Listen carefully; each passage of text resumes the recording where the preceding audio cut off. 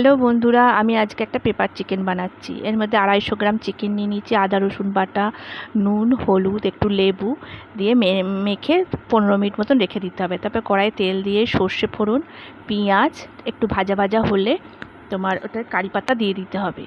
হ্যাঁ, পেঁয়াজটা তোমরা ভিনিগারেও ভিজিয়ে রাখতে পারো। তারপরে কারি পাতাটা দিয়ে দিতে হবে। কারি পাতা ভাজা হয়ে গেলে চিকেনটা দিয়ে দিতে হবে, যে ম্যারিনেট করা চিকেন। তার মধ্যে আলাদা কড়াইয়ে একটা পেস্ট এই এটা বানিয়ে নেবে। ছোটো এলাচ, লবঙ্গ, দারচিনি, তোমার গোটা জিরে, গোটা ধনে আর গোটা তোমার গোলমরিচ দিয়ে একটা পেস্ট করে নেবে। নেওয়ার পর এই চিকেনটা দিয়ে যেমন নাড়তে থাকবে তখন ওই মশলাটা দিয়েও দিয়ে দেবে।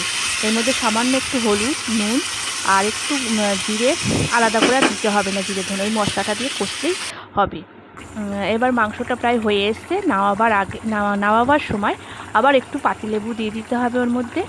আর তার মধ্যে নাবিয়ে একটুখানি ব্ল্যাক পেপার দিয়ে দিতে হবে ছড়িয়ে ওপরে, আর ওপরে কারি পাতা দিয়ে দিতে হবে। এই গরমের মধ্যে টক টক ঝাল ঝাল খেতে ভালোই লাগবে। ঝালটা যেরকম খাবে তোমরা সেরকম দেবে। আর লাইক কমেন্ট করো অবশ্যই, এবং তোমরা নিজেরাও ট্রাই করে দেখতে পারো কেমন লাগলো গরমের মধ্যে হালকা রান্না। অবশ্যই লাইক কমেন্ট করো, আমারও ভালো লাগবে। আর তোমরা আমার পাশে থেকো, আমার সাথে থেকো। তোমরা না থাকলে আমি এত দূর পৌঁছতে পারতাম না। তো তোমরা ট্রাই করো বন্ধুরা, সবাই বলো কিন্তু কেমন হয়েছে, আমারও ভালো লাগবে। আমিও নতুন নতুন রেসিপি ট্রাই করার চেষ্টা করি যতটুকু পারি। তোমরা সবাই ভালো থেকো। শুভরাত্রি।